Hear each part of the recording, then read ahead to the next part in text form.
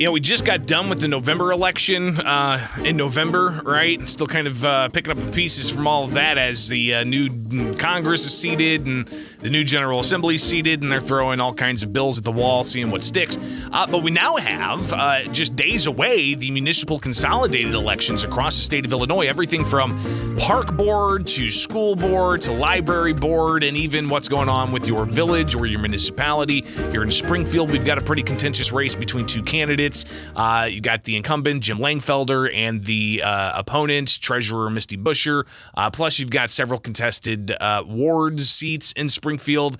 And all across the state, you've got these municipal elections. But a lot of eyes are on what's going on in Chicago with Paul Vallis and Brandon Johnson, the two candidates that carried over from the primary election that happened in late February, where there were 9 different candidates. And incumbent Lori Lightfoot did not succeed there. So she's no longer going to be mayor come the inauguration for whoever is going to take the cake April 4th. And joining us right now is somebody who is formerly of the Chicago City Council, Bob Fioretti. He joins us to kind of give us a bit of analysis on what's going on here and maybe help bridge the divide as to why we down here really should be looking at what's going on in the city of Chicago. Bob, thanks for taking time with us this morning on WMAY.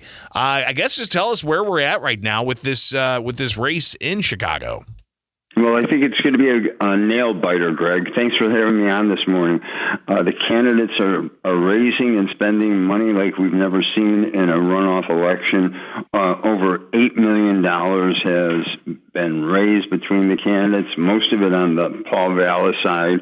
But I always said right after that election to folks, it's going to be awfully close, despite the difference that was between the two candidates for the runoff.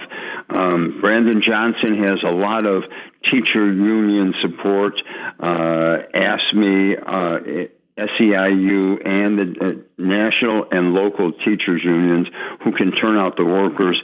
Paul Vallis has to have door knockers, and he's got to find them quickly and pay him the money that's necessary to knock on those doors on a daily basis here.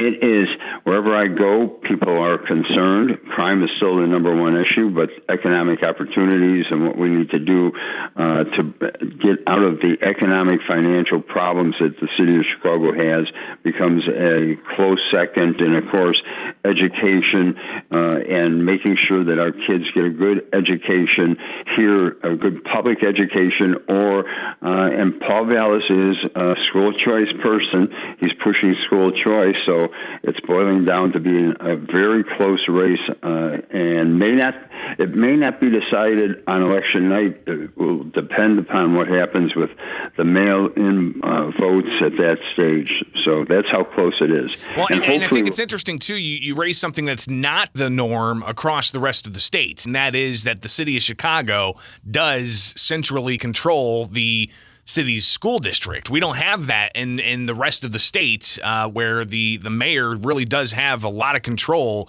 over that city's school district. So that adds a totally different element here, but also totally different interests that can get involved. Very powerful school teacher union interests can get involved here.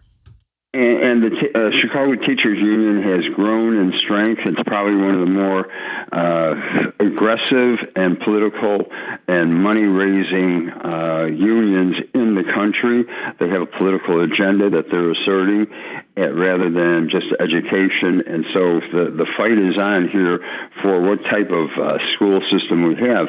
And in the next 2 years, we're going to be a transition here to an elected school board, and it'll be the largest elected school board in the nation with 23 members. So there's a lot to be concerned about in this election. It'll be the last time the mayor has control over that school board. Bob Fioretti with us. He's a former Chicago alderman and talking about the significance and the different ins and outs of what's going to happen in the next few days with the Chicago mayoral election between Paul Vallis and Brandon Johnson. Bob, why should people down here care about Chicago's election next week? Well, I think we are the economic engine for the state, for the region. We have the best transportation access from air, sea, rail here in Chicago that goes all the way across. Just yesterday, I received in the mail from the University of Illinois Springfield an invite to go to the St. Louis Cards Chicago Cubs game in July at Wrigley Field. So, there is an interest that people want to maintain our ties across the state, and granted the historical values that we have, and the land of Lincoln and everything starts in Springfield and the old state capitol, and what we see to Lincoln's house is just part of the tourism, and here we have our great museums, parks, restaurants, schools, sports teams that everybody should come up and see and spend some time here in Chicago and spend their money up here. Well, and obviously some people want to make sure that it's safe to go, and whoever's controlling the city could impact that safety and the economic activity, and a lot of big businesses doing business out of Chicago, and that trickles down to the rest of the state. So it's obviously something that a lot of people are interested in, and we may have to connect after the election, Bob, just so we can kind of get your analysis on what happens next, depending on if it's Vallis or depending on if it's Johnson who takes the reins of the Windy City. Greatly appreciate your time and your insight, and we'll definitely talk again soon, all right? Looking forward to it, Greg. Thank you. It is Springfield's Morning News on 92.7 WMAY. Springfield's news